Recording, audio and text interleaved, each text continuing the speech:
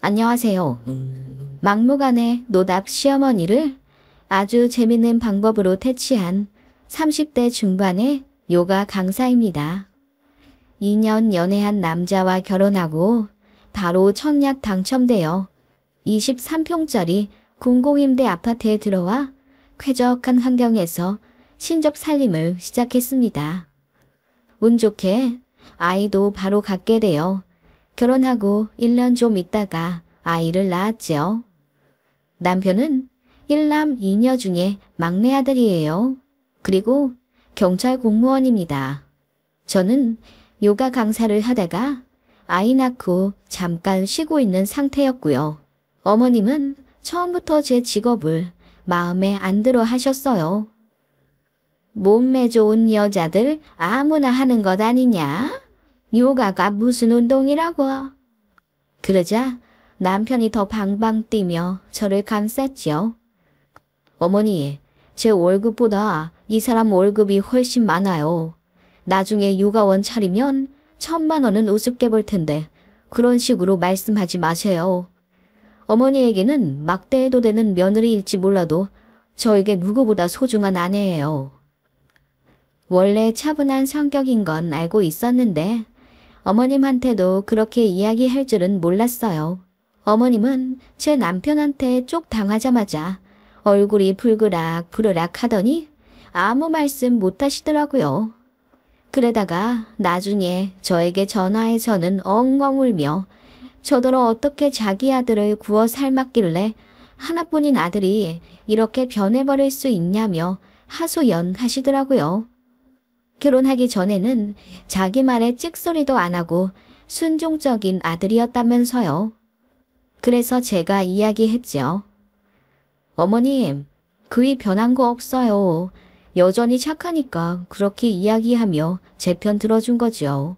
나빴으면 어머님처럼 같이 저를 무시하지 않았을까요?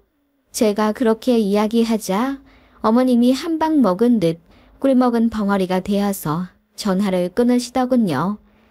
그게 결혼 초창기 일이고 아이 낳기 전인데 그날 이후로는 어머님이 저 못 건드셨어요. 그런데 제가 아이 낳고 일을 관두니까 슬금슬금 또 시짜짓을 하려고 하시더라고요. 게다가 저희가 공공임대 아파트에 들어가 살게 되니 새집 구경한다는 핑계로 한 달에 3~4번씩 오셨어요. 그때가 제가 임신했을 때라 요가 강사 일을 쉬고 있었을 때였지요. 집에 있다 보면 갑자기 초인종 놀리는 소리에 소스라치게 놀라 인터폰을 보면 어김없이 어머님이셨어요. 어머님은 저희 신혼집과 차로 30분 거리에 살고 있었는데 운전을 잘하셔서 자주 오셨어요. 그게 그렇게 싫을 수가 없었답니다. 어머님 마음대로 저희 신혼집에 찾아오니 자유도 없어지는 느낌이고요. 그냥 오셔서 차나 한잔하고 가시면 상관없는데 꼭 몇 마디씩 제 속을 박박 긁으셨어요. 넌 요가를 오래 했다면서 임신하니 다른 여자들이랑 똑같이 살이 찌는구나. 그럼요. 임신했을 때는 살이 좀 쪄야죠. 넌 좀 다를 줄 알았지. 우리 아들이 너 날씬한 거 보고 좋아해서 결혼한 거 아니니. 어머니, 무슨 말씀을 그렇게 하세요. 당연히 농담이지. 너 임신해서 예민하구나. 그런 식으로 제 살에 대해 트집을 잡으시는가 하면 한 달에 내야 할 대출금이며 저희 살림에 들어가는 돈에도 굉장히 관심이 많으셨습니다. 그리고 저보고 남편 잘 만나서 좋은 집에서 호강하며 산다고 비아냥거리셨어요. 요새 다들 아파트에서 신혼 시작한다지만 이렇게 좋은 새 아파트 들어와서 살기 어렵잖니. 넌 무슨 복이 그리 많아서 이런 깔끔한 곳에서 살게 된 거니? 연봉도 적은데. 제가 학교를 오래 다녔고 또 혼자 자취할 때 전세금을 돌려받지 못한 적이 있어서 모아둔 돈을 다 날린 마당에 가진 돈이 별로 없었습니다. 그래서 남편과의 결혼을 미루고 싶어 했는데 오히려 결혼을 재촉한 건 어머님이셨어요. 당시 어머님은 돈 줄 테니 빨리 결혼해. 우리 아들 더 나이 먹으면 안 된다. 너도 한 살이라도 어릴 때 웨딩드레스 입어야지. 라고 하셨어요. 돈을 얼마 주신다는 건지는 모르겠지만 저희 결혼할 때 가전 가구 정도는 해주겠다 큰 소리 뻥뻥 치신 시어머니였습니다. 남편도 그렇게 알고 결혼을 진행했는데 이게 웬걸? 어머님이 계속 말을 바꾸며 돈을 주지 않으셨습니다. 땅이 팔아야 목돈이 생긴다. 그 땅이 다음 달에 팔릴 거다. 아니다. 내년에 팔릴 거다. 갯돈 모아서 결혼식 전날 주겠다. 등등 별의별 핑계로 주머니 여는 걸 미루시더니 결국 단 한 푼도 안 주셨어요. 보다 못한 친정에서 5천만 원 주시며 저희 차랑 가전 가구 사라며 돈을 주셨네요.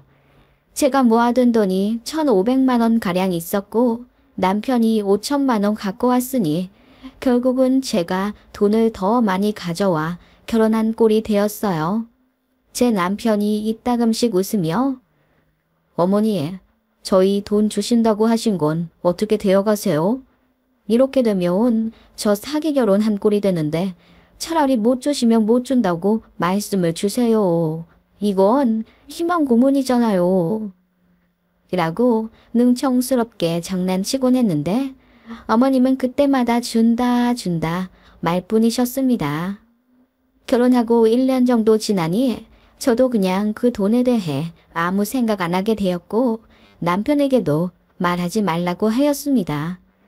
어머님이 아무래도 돈 준비가 안 되신 것 같으니 너무 난감하시게 하지 말자고 제가 그랬어요. 남편은 저에게 미안해 했고요.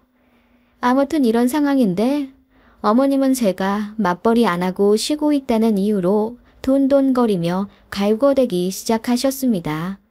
아이 낳고 나서는 더 자주 오셨어요. 손자 보고 싶다는 이유로 아예 세면 도구까지 싸들고 와 1, 2박씩 하고 가셨습니다. 그렇게 싫진 않았어요. 신생아 키우신 분들은 아시겠지만 그때는 정말 고양이 손이라도 반가이 맞게 되거든요. 게다가 남편이 부서를 바꾸게 되어 야근이 느니 차라리 어머님이 오시는 게 저도 편하고 좋더라고요. 그런데 아이가 200일쯤 넘어가고 저도 부어오른 살이 다 빠져가자 어머님이 다시 돈 타령을 하기 시작하셨습니다. 살도 다 빠졌고 아이도 많이 컸는데 이제 일을 다시 시작하지 그러니? 다달이 100씩은 대출금이 나가잖니. 우리 아들 혼자 외벌이 하는 거 나는 마음이 쓰여서 못 보겠다. 차라리 내가 애를 봐줄 테니 네가 어서 나가서 일을 하거라. 단돈 200만 원이라도 벌어와야지. 어머님, 아이가 아직 어리잖아요. 그리고 자꾸 돈 얘기하시는데 저희가 다 알아서 할 거예요. 걱정 안 하셔도 되고요. 자꾸 그렇게 얘기하시면 저 스트레스 받아요. 그러자 어머님은 이제 딴소리를 하기 시작하더군요. 우리 손주 보러 편하게 좀 오고 싶어서 그런다. 그리고 나도 이 집에 편하게 드나들면 좀 좋니? 매번 나는 손님 취급받으니 그것도 좀 그렇구나. 나는 손님이 아니라 너의 가족이야. 그렇게 얘기하시는 어머님 때문에 저는 스트레스를 심하게 받았고 참다 못해 남편에게 이야기하니 미안해하며 중재해주겠다고 하더군요. 그래서 저 없을 때 어머님한테 전화해서 집에 자주 오지 말라고 했더니 어머님이 전화로 대성통곡하셨다는 겁니다. 그리고 다시는 저 있을 때 집에 안 오겠다며 손주랑도 얼굴 안 보고 산다는 초강수를 주셨어요. 저는 어이가 없었죠. 그런 자존심 싸움으로 손주를 안 보고 산다니 어머님이 좀 철이 없게 느껴졌고 정도 떨어졌습니다. 남편도 골치 아파했어요. 결혼하고 나니 아들네한테 집착하는 시어머니가 부담스럽게 느껴진 건지 남편도 많이 힘들어 하더라고요. 그러면서 제 앞에서 자기 엄마 안 좋게 얘기하기는 좀 그런지 밤에 혼자 맥주로 훌쩍거리며 고심하는 게 느껴졌습니다. 아버지랑도 통화하는 걸 들었는데 남편이 어머니에게 불만이 많더군요. 그러던 어느 날 어머님이 손주를 못 보고 사니 못 살겠다며 울며 찾아오셨습니다. 그리고는 저에게 당당히 말씀하셨죠. 나 이제 너네 집 편하게 올란다. 비밀번호 알려다오. 네? 어머님, 그건 아이 아빠도 별로 원치 않을 텐데요. 그깟 현관 비밀번호 알려주는 일에 무슨 우리 아들 핑계를 대니? 너는 내가 아직도 남 같니? 가족 사이에 집 비밀번호는 좀 알고 지내야지. 저는 무조건 남편이랑 상의해서 알려드린다고 했습니다. 그랬더니 어머님이 콧방귀를 뀌시더군요. 그날 밤 제가 남편에게 이야기했습니다. 여보, 어머님이 집 비밀번호 알려달라고 하셔. 이제 어머님 집처럼 편하게 드나드실 거라는데 난 싫어. 나도 그건 아닌 것 같아. 내가 알아서 할게. 당신이 어떻게 알아서 한다는 거야? 그러자 남편은 꽤 오랫동안 생각을 하더니 저에게 계좌번호를 묻더군요. 계좌번호는 갑자기 왜 물어? 나한테 생각이 다 있으니까 어서 알려줘. 그렇게 남편은 저에게 계좌번호를 받아들고는 현관으로 향했습니다. 그리고 집 비밀번호를 제 계좌번호 앞 6자리로 바꾸더라고요. 그렇게 다음 날이 되었고 어김없이 어머님은 저에게 전화를 걸어 집 비밀번호 아직도 알려줄 수 없냐고 앓는 소리를 하시더군요.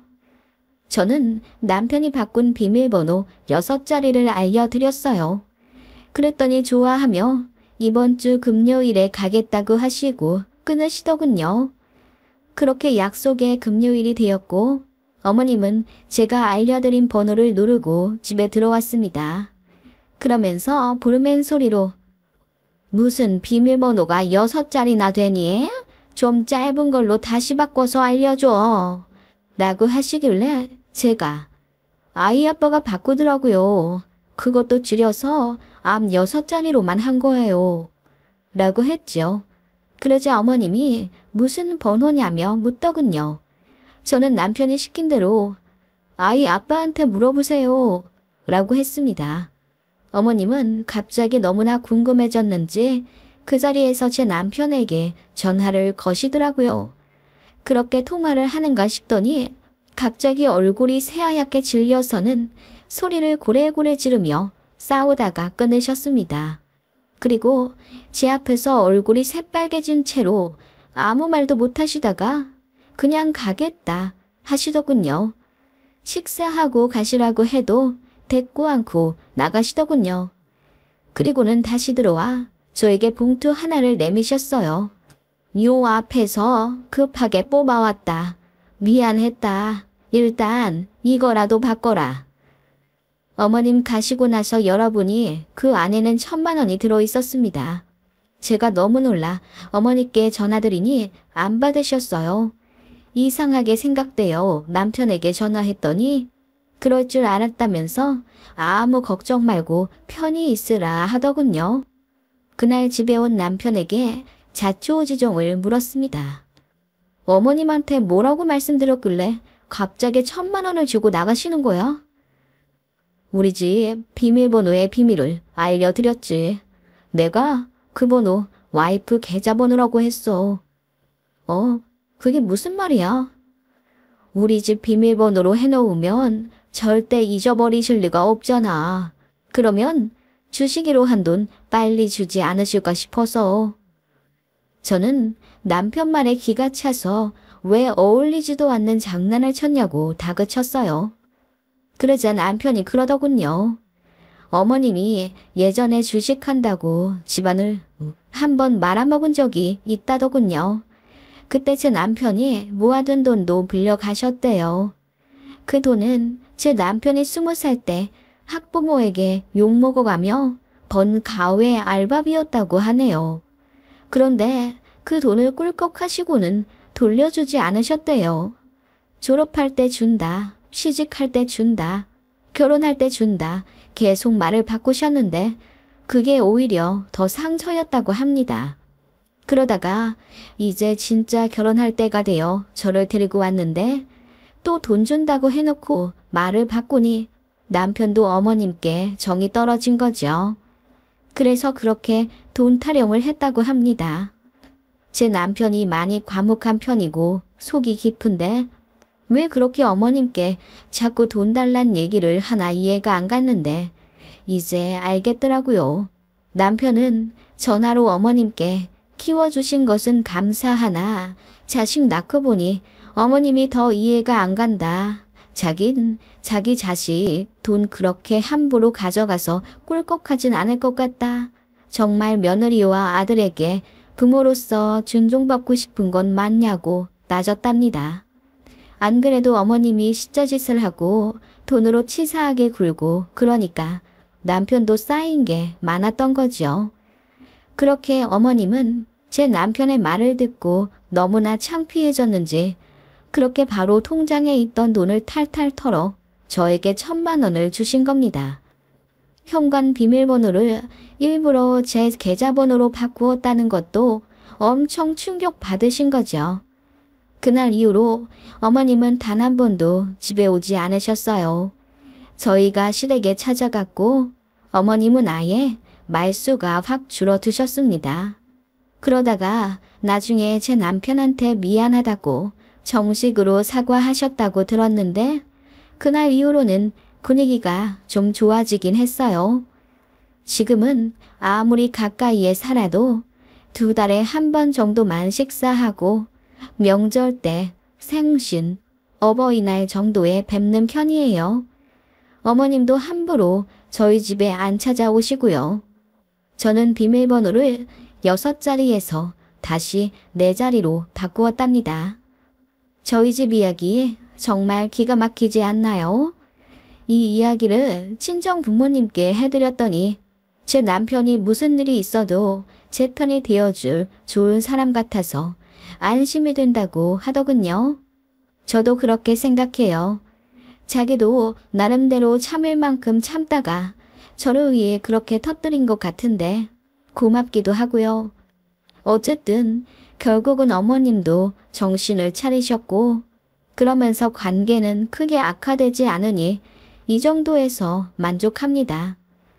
얼마 전부터는 아이를 어린이집에 입학시키고 새로운 요가원에서 강사일 하고 있어요. 250만 원 정도 받으며 잠깐 파트타임 형식으로 하고 있는데 아이 많이 키우면 제 요가원을 내어 열심히 일하고 싶습니다. 이야기 들어주셔서 감사해요.